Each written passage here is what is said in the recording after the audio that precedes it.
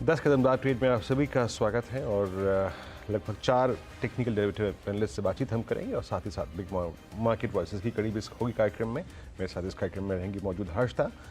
Markets आज कल के एक बहुत ही स्मूथ राइड के बाद यकीन मानिए आज टर्बुलेंस के फेज में जा रहे हैं। Both Nifty bank and Nifty आपकी स्क्रीन पे ऑलमोस्ट डे लो की ट्रैजेक्टरी को टेस्ट करता हुआ 23462। कल की वोलेटिलिटी याद रखिएगा, जाते जाते एक इम्प्रेशन, प्रॉफिट टेकिंग की फीलिंग इनिशिएट करके गई थी, no doubt about that.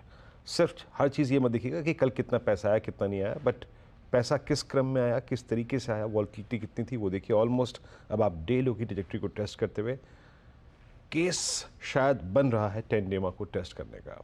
Nifty bank अब ऑलमोस्ट 51,328 यानी कल के मिड सेशन का लेवल, यानी कल के अप्रॉक्सीमेटली वो क्लस्टर जो कि इसने 2 बजे के आसपास टेस्ट किए थे उस ट्रैजेक्टरी पे घूम के लौट के आता हुआ। निफ्टी आईटी का फॉल अभी तक रेस्ट्रिक्टेड है बट स्टिल गिरा हुआ है करीब 53 अंक नीचे। इस कार्यक्रम में हम बातचीत करेंगे 4 मेहमानों के साथ। माना जयसवाल, राजेश सतपुते पिछले कार्यक्रम से इस कार्यक्रम में भी होंगे, सचिदानंद उत्तेकर और विकास चालू के इस वक्त फ्रेश पर्सपेक्टिव लेके जुड़े हैं। आप सभी का कार्यक्रम में स्वागत है। सचिन, स्क्रीन पे आज आई थिंक थोड़ा सा स्ट्रगल है, आपका कन्विशन आइडिया क्या चेस कर रहे हैं आप इस वक्त? आपकी 2 calls. Good morning Virendra ji, good morning श्राव and good morning to all the panellists. I think clearly जिस तरीके से कल के सत्र में थोड़ी सी प्रॉफिट बुकिंग नजर आई थी निफ्टी में, तो मुझे लग रहा है यहाँ पर इमीडिएट बेसिस पे एक इंपॉर्टेंट क्लस्टर ऑफ सपोर्ट था लगभग अराउंड 23,500 का, एंड उसके नीचे की थोड़ी सी चाल बन रही है। तो इमीडिएट बेसिस पे मुझे लग रहा है ये थोड़ी सी मूव एक्सटेंड हो सकती है, 23,400 के आसपास के स्विंग्स बन सकते हैं एंड प्रोबेबली 23,550 के ऊपर की एक्सपायरी होना थोड़ा सा असंभव लग रहा है। तो मुझे लग रहा है इसी पर्टिकुलर दायरे में ये ऑस्किलेशन होगा एंड उसी लिहाज से मुझे लग रहा है थोड़ा सा मार्केट एक कंसोलिडेशन जोन में रह सकता है थ्रू आउट द डे। तो यहाँ पर एक लॉन्ग शॉर्ट कॉम्बिनेशन रखने की सलाह होगी। क्लियरली जो अर्ली ट्रेंड्स मिले हैं उसमें केमिकल्स एंड फर्टिलाइजर्स में काफी अच्छी स्ट्रेंथ है एंड वहां पर हमने हमारे क्लाइंट्स को भी ये रिकमेंडेशन दी है खरीदारी करने की पीआई इंडस्ट्रीज के काउंटर में।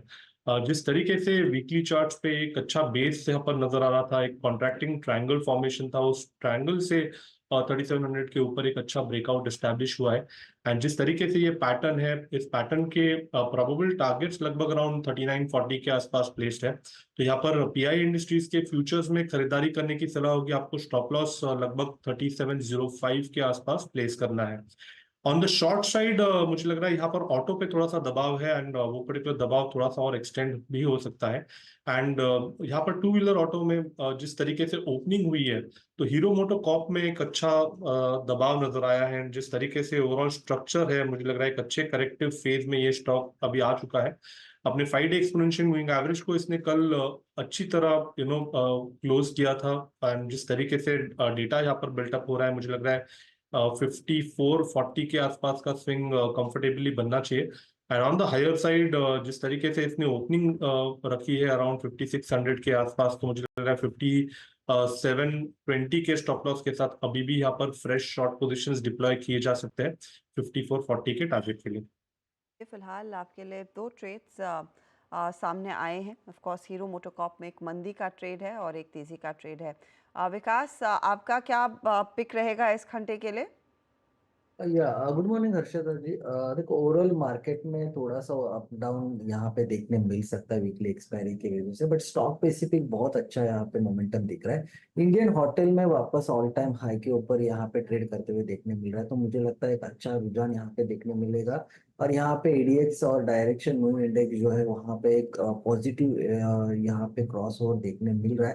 तो यहाँ पे इस काउंटर में स्ट्रॉन्ग यहाँ पे स्ट्रेंथ देखने मिल सकती है। ऊपर में 650 के आसपास के टारगेट इंडियन होटल में आते हुए देखने मिल सकते हैं। 616 का यहाँ पे स्टॉप लॉस रिकमेंड करूंगा, जहां से आज इंट्राडे में एक अच्छा मूव कंसीडर होते हुए देखने मिला था। तो 16 के स्टॉप लॉस से 650 के टारगेट के लिए इंडियन होटल को यहाँ पे बाय करना है।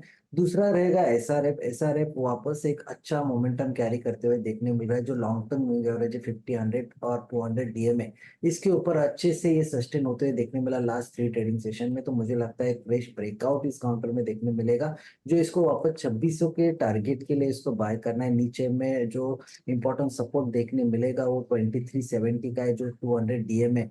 तो 2370 के स्टॉप लॉस से एसआरएफ को बाय करना है 2600 के टारगेट। केमिकल्स एक आज मजबूत कड़ी। अच्छा, मीनवाइल अभी अभी कुछ देर पहले निफ्टी का लो लगा करीब 23,442 का। देखिए, आज एक स्टॉक जो कि निफ्टी के डाउनसाइड को रेस्ट्रिक्ट कर रहा है, अगर वो ना होता तो शायद आप ऑलमोस्ट एंडिमा की ट्रैजेक्टरी में होते हैं। That's I think Reliance 2941। Reliance का आज का इंट्राडे लो ऑप्शन बेस था 2900 का। रिलायंस का आज का इंट्राडे डे लो था, वो था ऑलमोस्ट इसका 50 डे एक्सपोनेंशियल मूविंग एवरेज। तो ये डाउनसाइड रेस्ट्रिक्ट कर रहा है, अदरवाइज निफ्टी की स्थिति इस वक्त थोड़ी डिफरेंट होती है। बहरहाल मानस, आपके दो ट्रेड्स इस वक्त के। तो देखिए, पहला ट्रेड सिटी यूनियन बैंक है। फ्रेश ब्रेकआउट है चार्ट्स पे, हाई टॉप हायर बॉटम का ट्रेंड है। करंट लेवल्स पे भी आप खरीदारी कर सकते हैं। 161 के स्टॉप लॉस से आप सिटी यूनियन बैंक में खरीदारी कर सकते हैं। 172 रुपए 172 के टारगेट्स पॉसिबल हैं। और दूसरा स्टॉक है जीएनएफसी का, जहां पर हाई टॉप हायर बॉटम बन रहे हैं और यहाँ पर भी एक फ्रेश ब्रेकआउट इंटरडे चार्ट पे देखने को मिला है। तो 700 रुपए के स्टॉप लॉस से जीएनएफसी में भी खरीदारी करिए। 745 तक के टारगेट्स पॉसिबल। तो सिटी यूनियन और जीएनएफसी, ये दो ट्रेड्स इस समय। राजेश जी, आपका क्या प्लान है, तेजी या मंदी या दोनों? आई थिंक आज दोनों साइड के ट्रेड होंगे। और जैसे वीरेंद्र ने कहा कि आज एक नज़र आपको रिलायंस पे रखनी पड़ेगी, क्योंकि रिलायंस आज का सेवियर लगता है। तो देखिए, बैंकिंग में ही बाय करूंगा तो कुछ नया नहीं जोड़ूंगा। बंधन बैंक ये मेरा पिक रहेगा। मुझे लगता है कि बंधन में अभी भी मोमेंटम है, हालांकि थोड़ा डिप मिला है और ये अच्छी बात है। 210 का पहला टारगेट होगा, 210 एंड 215, ये दो टारगेट के लिए बंधन बाय करें। स्टॉप लॉस रहेगा 198 का। और एक सेल रहेगा। मुझे लगता है कि आरईसी पीएफसी में कुछ ब्रेकडाउन हो रहा है और उसमें से अगर मुझे एक चुनना है, then I would like to short REC. REC हमें शॉर्ट करना है 210 के नीचे। 216 का स्टॉप लॉस रहेगा और चार्ट देख के लगता है कि ये करीबन 478 तक गिरेगा। तो जैसे ही आप कैसे कहेंगे कि जैसे 500 का लेवल टूटेगा, उसके बाद यहाँ पे सेलिंग थोड़ी हावी हो जाएगी। सो आरईसी इज अ सेल। तो पहले पीएफसी पर एक शॉर्ट कॉल आ रहा था, अब आरईसी में भी मंदी का ट्रेड। 500 जैसे टूटता है, यहाँ पर आप बिकवाली की पोजीशन लेकर चले। वीकनेस अब दिखने लगी है, ये स्टॉक क्लियरली कुछ कुछ करेक्ट कर रहा है, कुछ कुछ कॉन्ट्रैक्ट कर रहा है। अच्छा, एक तो और ट्रेड्स आपकी स्क्रीन पर लेकर आते हैं। निफ्टी के अगर आप परफॉर्मेंस देखें, एक तो Kotak Mahindra bank absolutely in control है, लेकिन मेटल्स में रुक रुक कर तेजी बनती दिखाई दे रही है। और हिंडाल्को, जेएसडब्ल्यू स्टील और टाटा स्टील, ये 2-3 ट्रेड्स हैं जहां पर कुछ पॉजिटिविटी देखने को मिली है। हिंडाल्को स्पेशली 1% के गेन्स पर। सचिन, अटेम्प्ट करेंगे क्या तेजी? हर्षदा, आई थिंक हिंडाल्को में थोड़े से क्लस्टर ऑफ रेजिस्टेंस ज्यादा नजर आ रहे हैं। अराउंड 680 तक मुझे लग रहा है काफी डिफिकल्ट जोन होगा। उसके पार अगर निकल जाता है तो एक अच्छी क्लियर ट्रेंड मोमेंटम के लिहाज से मिल सकती है। बट जेएसडब्ल्यू स्टील का आपने जिक्र किया, मुझे लग रहा है वहां पर थोड़ा सा डिपेंडेबल सपोर्ट है। जिस तरीके से पिछले 4 दिनों से अपने 5 डे एक्सपोनेंशियल मूविंग एवरेज के ऊपर ये अपनी क्लोथिंग मेंटेन कर रहा है, एंड प्लस 900 920 के आसपास काफी अच्छा राइटिंग बेस है। तो मुझे लग रहा है यहाँ पर एक्सपेक्टेशन की जा सकती है कि प्रोबेबली ये जो अपमूव ऑनगोइंग है, ये थोड़ी सी और स्ट्रेच हो सकती है। तो पोजिशनली मुझे लग रहा है 960 के टारगेट के लिए अभी भी ये ट्रेंड वैलिड है, एंड यहाँ पर मुझे लग रहा है खरीदारी की जा सकती है 910 के क्लोजिंग बेसिस के स्टॉप लॉस के साथ। अच्छा, मैं बताऊँ, जिसे कहते हैं ना, फायरिंग ऑल सिलेंडर्स। केमिकल जितने ट्रेड्स लिए, नवीन फ्लोरीन 5% ऊपर, टाटा केमिकल रचना जी की कॉल 3.25% ऊपर, पीआई इंडस्ट्रीज 3% ऊपर, एसआरएफ का जिक्र मैंने किया था लगभग 2.5% ऊपर। सचिन जी, आपके पास कोई ट्रेड है क्या इस वक्त? फिर मैं फिर लौटता हूँ स्कैनिंग पर। वीरेंद्र जी, यहाँ पर पीडीलाइट इंडस्ट्रीज में भी पिछले 8-9 दिनों से एक ऑस्किलेशन मूव थी, एक कॉन्ट्रैक्टिंग ट्रायंगल था। डेली चार्ट पे मुझे लग रहा है वो थोड़ा सा मैच्योर हो चुका है। डेली एडीएक्स अगर हम देखें तो कन्विंसिंगली 25-26 के ऊपर ये ट्रेंड हो रहा है। तो मुझे लग रहा है इस पर्टिकुलर स्टॉक में जल्दी एक ब्रेकआउट होना चाहिए। डिस्क्लोजर होगा कि हमने हमारे क्लाइंट्स को भी ये रिकमेंडेशन दी हुई है। मुझे लग रहा है मोमेंटम के लिहाज से एक काफी अच्छी मूव यहाँ पर अनलॉक होगी 3220 3240 के टारगेट के लिए। तो यहाँ पर मोमेंटम चेस करने की सलाह होगी पिडिलाइट के फ्यूचर्स में 3110 के स्टॉप लॉस के साथ। ओके, अच्छा, पिडिलाइट फिर आपने पिक किया। अच्छा, एशियन पेंट्स में भी पुल बैक था, बट मैं आई थिंक क्रूड की ट्रेजेक्टरी को देखने के बाद थोड़ा कंफर्टेबल नहीं था तो मैंने स्किप कर दिया। बट हमने एक स्टॉक मिस कर दिया आज, और अब वो डे हाई पर आ रहा है। मानस, आरती इंडस्ट्रीज को आज हमने मिस कर दिया। It's 694 at day high. सब कुछ डिलीवर कर चुका है आज केमिकल्स में, नवीन, पीआई, टाटा केमिकल, उसके बाद एसआरएफ, दीपक नाइट्राइट, 695। आरती इंडस्ट्रीज अब कोई बहुत दूर तक, मेरे ख्याल से ऑलमोस्ट इसमें 10 मई का जो ब्रेकडाउन पॉइंट था मानस, 720, 726, वहाँ तक कोई सप्लाई जोन नहीं है। आपका आरती इंडस्ट्रीज पे टेक क्या है मानस? अब एग्रेसिव होता हुआ स्टॉक डे हाई पर आता हुआ? तो देखिए, व्यू तो बहुत पॉजिटिव है। 10 तारीख को जब स्टॉक ने एक ही दिन में 100 और 50 डे मूविंग एवरेज को ब्रीच किया था, उसको देख के लग रहा था कि अभी तो ये शायद 720 रुपए की तरफ जाएगा। हाई टॉप हायर बॉटम्स अभी भी बन रहे हैं और 720 की जो टारगेट है वो अभी भी कायम है। आई थिंक अगर अभी तक ट्रेड नहीं लिया है तो आप करंट लेवल्स पे खरीदारी कर सकते हैं। तो इन लेवल्स पर खरीदारी का मौका, मानस इस संपर्क वहाँ पर थोड़ा सा टूट रहा है, लेकिन आरती इंडस्ट्रीज कुछ मोमेंटम पकड़ रहा है बाकी केमिकल कंपनियों के साथ। चलिए आगे बढ़ते हैं और हमारे साथ अब मार्केट बिग वॉइस में हीलिस इंडिया के सीईओ दिनशॉ ईरानी है। Dinshaw, good morning. अब तक जो बड़ा ट्रेड बना था वो ऑफ कोर्स पोस्ट आपके इलेक्शन रिजल्ट्स था, लेकिन अब हम जाएंगे बड़े इकोनॉमिक इवेंट में, बजट जो अगले महीने पेश होने वाला है। इस बीच मार्केट अटेम्प्ट कर रहा है एक और नया हाई मेंटेन करने का।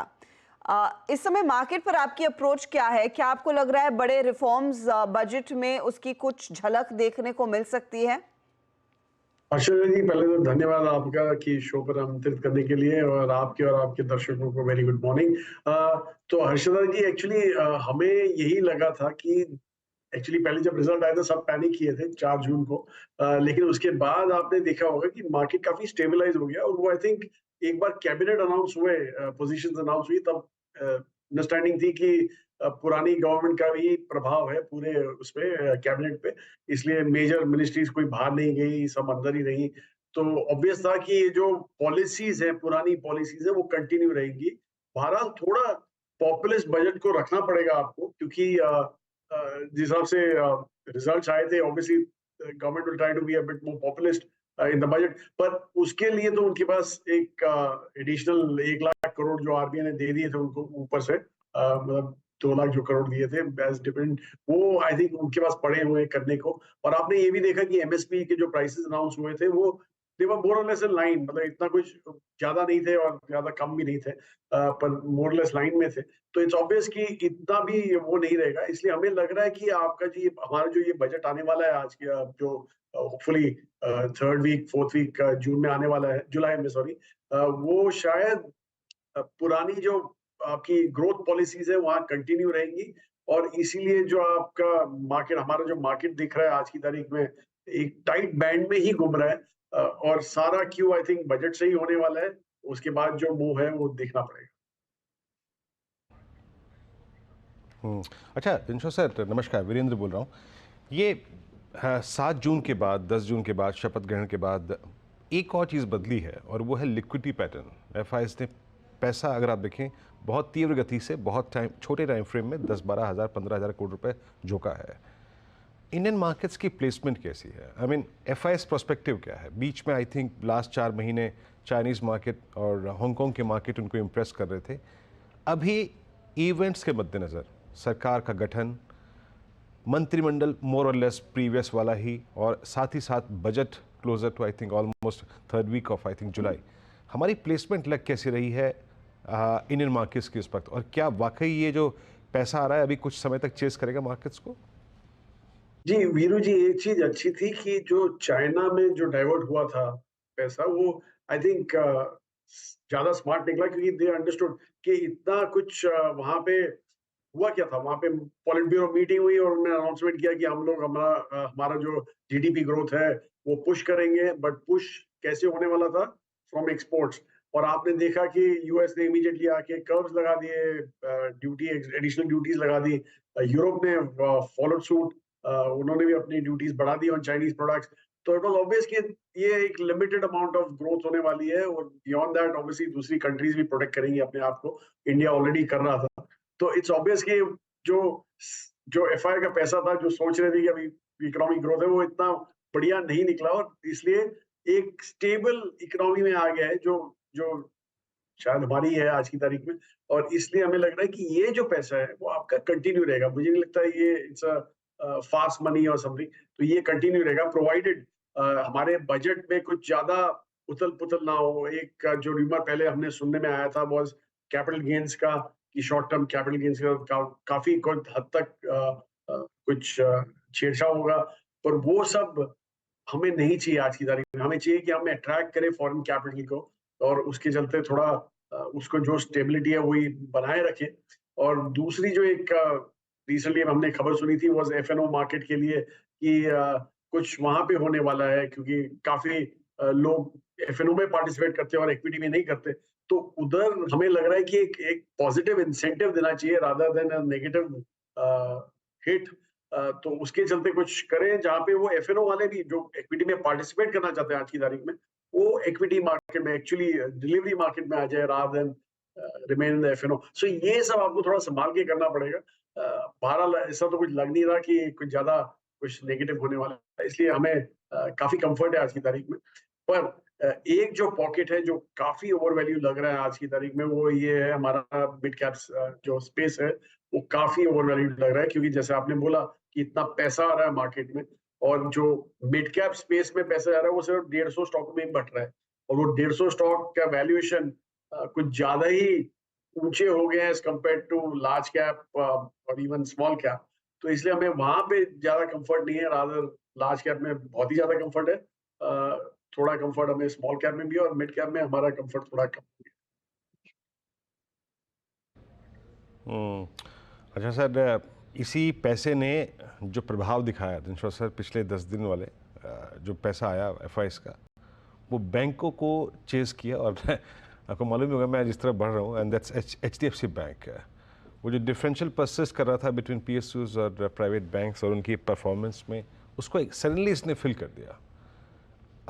इस प्राइस पे एचडीएफसी बैंक या फिर अन्य बैंक्स आपको लग कैसे रहे इस वक्त, और वाकई ये रीजनेबल पॉइंट है प्राइवेट बैंक्स को चेज करने का आपके अनुसार? वीरू जी, एक्चुअली आप क्या किसी भी सेक्टर में आप देखिए कि आप देखते हैं कि एक सेफ्टी दिखनी चाहिए आपको, एक तो वैल्यूएशन की सेफ्टी होनी चाहिए और एक ग्रोथ की सेफ्टी होनी चाहिए।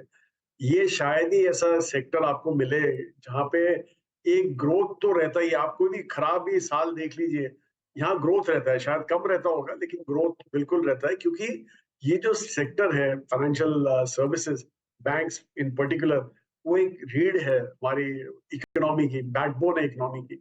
इकोनॉमी ग्रोथ होने वाली है तो ये तो आपको इकोनॉमी से ज्यादा ही ग्रोथ करके दिखाएगा, क्योंकि यही चाहिए होता है आपको इकोनॉमी ग्रो करने के लिए।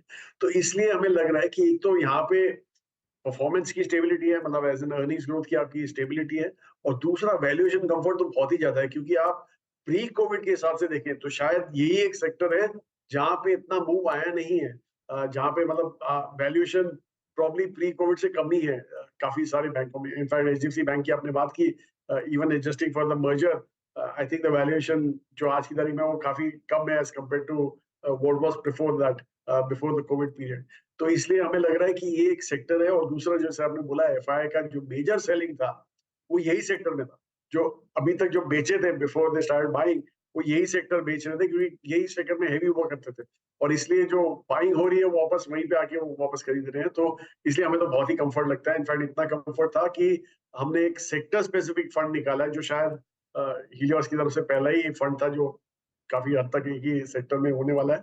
वो फाइनेंशियल सर्विसेज का था, और वो इसी के चलते था कि हमें लग रहा था कि जो वैल्यूएशन कंफर्ट है वो बहुत बढ़ गया है, और 14 तारीख को तो हमने बंद किया था, बस परफेक्ट टाइमिंग था एक्चुअली हमारे लिए उस फंड का। तो इस पर्टिकुलर फंड में आई एम श्योर बैंकों का तो वेटेज है ही, लेकिन आपका एनबीएफसीज पर रुझान क्या है दिनशॉ?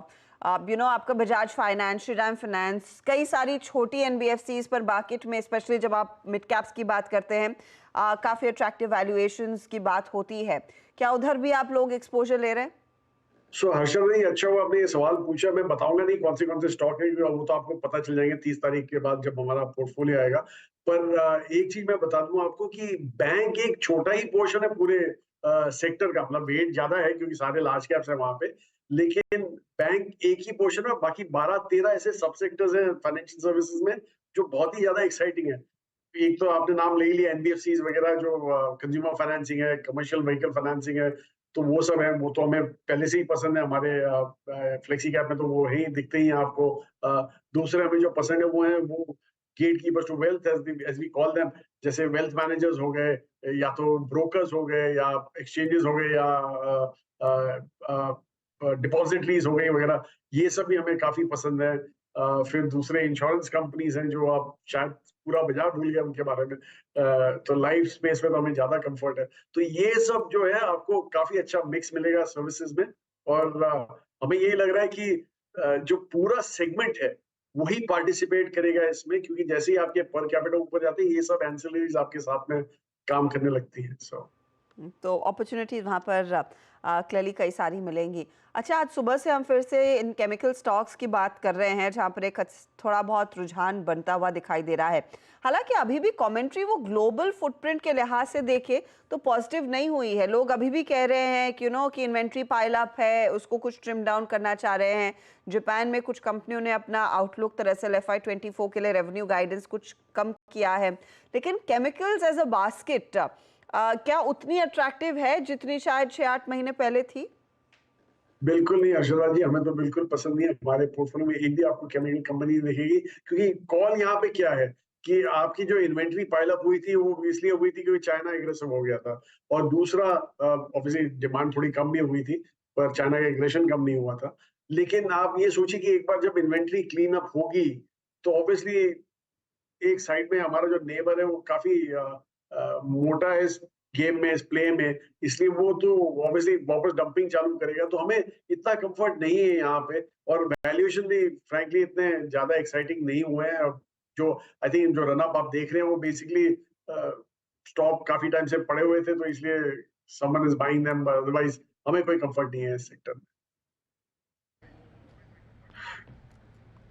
अच्छा दिनेश्वर साहब, एक स्टॉक के लिए तो आपको मुबारकबाद देनी पड़ेगी। इंडियन होटल्स आपका ऑल टाइम हाई पे है। अभी होटल्स में चेक इन करते हुए घबराहट होती है अभी भी? मेरा मतलब अल्टीमेटली आउटलुक आपका होटल्स पे है क्या अभी है?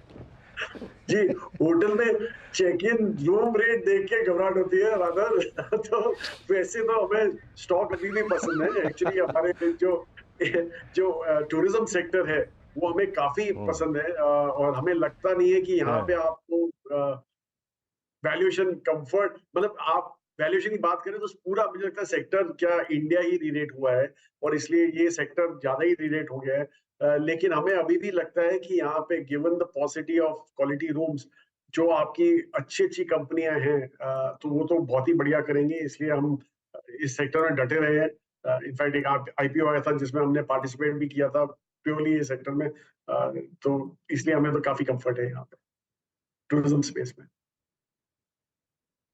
सर अभी कल एक NFO था, मतलब एक सेक्टोरियल फंड का, हम डिफेंस फंड की बात कर रहे थे। अभी ऐसा कोई डिफेंस मतलब कोई थीमेटिक कोई सेक्टोरियल फंड की आप लोगों की योजना है क्या?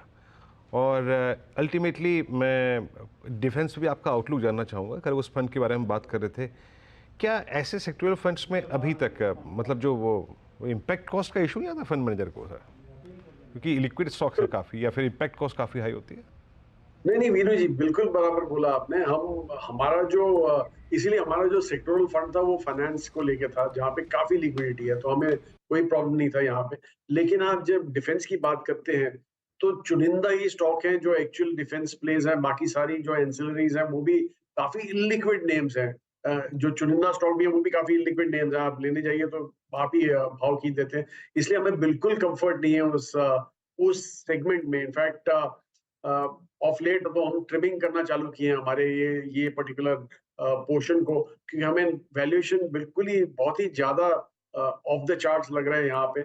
और ये थैंक्स टू, आई थिंक जैसे आपने बोला, ये डिफेंस फंड्स काफी आगे हैं, तो इसलिए उनके पास तो चॉइस ही नहीं होता, वो तो प्रॉब्ली यही स्टॉक लेंगे। तो इसलिए हमें लग रहा है कि यहाँ पे अभी ओवरडन हो गया है। Even if you look at the future growth, वो भी जस्टिफाई नहीं करता आज के वैल्यूएशन, इसलिए हम हल्के हो रहे हैं यहाँ पे, and I leave it here. और हमारे सेक्टोरल फंड, जैसे मैंने बोला, हमारा एक ही था, और आज की तारीख में तो हमारे पास कोई प्लान नहीं है कोई दूसरा सेक्टोरल फंड लाने का। कंपनियों पर दिनशॉ जी मैं आपकी राय लेना चाहूंगी। कंसिडरिंग ओवर द वीकेंड हमने कई सारे हाइलाइट्स सुने हैं एमएनएम के इस इन्वेस्टर मीट से, और उसके बाद कई ब्रोकरेजेस कह रही हैं स्टॉक आउट परफॉर्म करेगा। बट नॉट ओनली एमएनएम, अब देखिए फोर व्हीलर साइड पर वो ईवी बास्केट और अट्रैक्टिव होने लगेगी, क्योंकि Tata Motors, of course Maruti, Toyota के अलायंस के साथ कुछ और प्रोडक्ट्स लॉन्च करने की तैयारी में है, और एमएनएम ने कह दिया है कि कितने नए प्रोडक्ट्स ईवी साइड पर आते हुए दिखाई देंगे। ये जो एक बहुत हॉट थीम बनी थी, क्या वो अभी भी अच्छे खासे रिटर्न्स कमा कर दे सकती है? क्योंकि यहाँ पर एमएनएम इज कटिंग अराउंड 3000, और सवाल यही है कि क्या वैल्यू है स्टॉक में बची हुई? जी हर्षद जी, आप ये सोचिए कि आज की तारीख में हमारे जो मार्केट है वो खुला नहीं है टू कंपटीशन। आई मीन जो ईवी स्पेस में हमारे होम ग्रोन कंपनियां ही हैं आज की तारीख में। और एक्चुअली आप दूसरी कंपनियां देखें जो इस स्पेस में, जैसे BYD हो गया या टेस्ला हो गया। टेस्ला तो खैर हायर एंड पे आ जाता है, लेकिन BYD जो उनके ऑफरिंग्स हैं, जो हमने देखे हैं उनके ऑफरिंग्स, वो काफी एक्साइटिंग है। तो वो अगर जो ऐसे, और वैल्यू जो प्राइसिंग भी है वो भी बहुत कॉम्पिटिटिव प्राइसिंग है, क्योंकि अगर जो इधर मैन्युफैक्चर करने वाले हैं तो भी वेरी कॉम्पिटिटिव प्राइसिंग। तो मुझे नहीं लगता कि हमारे सेक्टर ने आज की तारीख में एक कंपटीशन देखा है खुल के। जो आपको चुनिंदा जो प्ले मिल रहे हैं वही आप में उसमें देख रहे हैं। और दूसरा, आप ये सोचिए कि अगर जो आप ग्लोबल चेन देखें, और जो ग्लोबल जो मैन्युफैक्चरर्स हैं उनको देखें, तो उनका जो R&D होता है वो 60-70 बिलियन डॉलर की बात करते हैं अगले 5 साल में और 6 साल में। और हमारे तो बिल्कुल ही इतना तो खर्चा हो ही नहीं सकता है। तो इट्स ऑब्वियस कि यहाँ पे एक बार कंपटीशन आएगा तो काफी ब्लड बाथ हो सकता है, मतलब काफी मार्कआउट हो सकता है। तो इसलिए better to stay away from any of these. And frankly, जैसे आपने बोला कि जो वैल्यूएशन भी है वो काफी स्ट्रेच हो चुके हैं यहाँ पे आज की तारीख में, इसलिए हमें बिल्कुल कंफर्ट नहीं है इस स्पेस में। दिनशॉ जी, कोई सेक्टर जिसको लेकर आप काफी बुलिश है? ऑफ कोर्स हमने बैंक्स फाइनेंशियल्स की बात की, वहां पर एक अपॉर्चुनिटी आप लोगों ने ढूंढ ली है। Anything else that you like at this point in time? जैसे मैंने दूसरा भी बोला था, टूरिज्म स्पेस में हमें काफी कंफर्ट है। एक लिमिटेड अमाउंट ऑफ कंफर्ट है हमारे कंजम्पशन स्पेस में, जहाँ पे मेनली जैसे बेवरेजेस हो गए या QSR स्पेस हो गया या सप्लाईज टू QSR हो गए। तो यहाँ पे भी हमें काफी कंफर्ट है, बिकॉज हमें लग रहा है कि ये जो यंग पॉपुलेशन है इंडिया में, प्रॉब्ली 65 करोड़ पब्लिक ऐसी है जो 25 साल से कम वाली है। तो ये सब तो ये बहुत पसंद करते हैं। प्लेटफॉर्म कंपनीज हैं वो हमें पसंद है। इनफैक्ट ये ऑफ लेट आप जब देखेंगे हमारा जो नया पोर्टफोलियो आएगा, तब आपने देखेंगे कि उसमें एक और हमने प्लेटफॉर्म कंपनी आइडेंटिफाई की है, और लेकिन वो फार्मा स्पेस में है rather than on consumption space. तो वो भी हमें काफी पसंद है। मतलब the platform space itself we are very comfortable with. And PSU में अगर जो आप हमें पूछें, जो में से पहले से पसंद है, लेकिन आज की तारीख में थोड़ा वहां पे अभी कंफर्ट थोड़ा हमारा कम हो रहा है। बट ऑयल एंड गैस में हम डटे रहे हैं, और obviously utility space, power utilities में भी हमें काफी कंफर्ट है। तो ये सब सेगमेंट्स हैं जहाँ पे हमें काफी कंफर्ट है। अच्छा, एक चीज मैं आपसे समझना चाह रही हूँ, क्योंकि आप लोग ग्लोबल मार्केट्स पर भी काफी पैनी नजर रखते हैं। ये जो AI का पूरा यूफोरिया है, ऑल कर्टसी जो एनविडिया में हो रहा है, अब लोग कोशिश करते हैं तार भारत से जोड़ने की, शायद टाटा कॉम्स का एक्सपोजर हो, दूसरी कंपनियां जो AI में काम कर रही हैं। लेकिन जिस तरह का काम एनविडिया करके दिखा चुका है, क्या उस तरह की अपॉर्चुनिटी कोई भी भारतीय कंपनी को मिलेगी इन द नियर फ्यूचर? बिल्कुल नहीं हर्षदा जी, वो उन्होंने जो किया है एनवीडिया ने, आई मीन उनका गोरिल्ला चिप देखें या कुछ देखें, वो तो माइंड ब्लोइंग, मतलब बिल्कुल ही एक अलग ही लेवल ऑफ टेक्नोलॉजी है बिल्कुल। तो वो हमें पहुंचने में तो आई थिंक काफी टाइम लग जाएगा। भारत जो आज की तारीख में जो हमारे चिप प्लांट्स भी यहाँ पे खड़े हो रहे हैं, वो एक्चुअली दे आर, अगर जो आप चिप के स्टैंडर्ड की बात करें, जैसे ताइवान में 2 नैनो मीटर्स के चिप बनते हैं, यहाँ पे हम 28 की बात कर रहे हैं। तो इट्स ऑब्वियस कि बहुत ही अलग ही 2 लेवल है यहाँ पे। तो इसलिए हमें नहीं लगता कि इंडिया में आज, और हमें चाहिए भी नहीं एक्चुअली, हमें चाहिए कि आप हमें टेक्नोलॉजी सप्लाई कीजिए at a very reasonable price. We don't want to buy expensive technology. तो इसलिए we should stick to our expertise. So I don't think आज की तारीख में कोई AI में कुछ आपको दिखेगा इंडिया में सच। और बाकी जो भारतीय कंपनियां कर रही हैं वो एनविडिया की तुलना में it's just a child's play. Let's see यहाँ पर क्या कुछ डेवलप होता है। Dinshaw ji, it's always a pleasure speaking to you. बहुत बहुत शुक्रिया CNBC आवाज के लिए समय निकालने के लिए आज। धन्यवाद हर्षदा। चलिए मार्केट पर लौटते हैं, और इस समय आप गौर करिएगा तो मिड कैप इंडेक्स पूरी तरह से फॉर्म में है। लेकिन निफ्टी बैंक जो नेगेटिव टेरिटरी में आया था अब कोशिश कर रहा है अपने लेवल्स को फिर से रिट्रेस करने की। हल्का सा पॉजिटिव टिक 4.2 पर, निफ्टी एकदम फ्लैट। ये है आपके लिए ताज़ा तस्वीर। अब यहाँ से आगे मार्केट की दिशा क्या रहेगी उस पर नजरें तो बनी रहेंगी, लेकिन साथ ही आपके सवालों के जवाब भी देंगे। और सुमित हमारे साथ जुड़ गए हैं इसी के लिए, जो आगे इस सिलसिले को बढ़ाएंगे।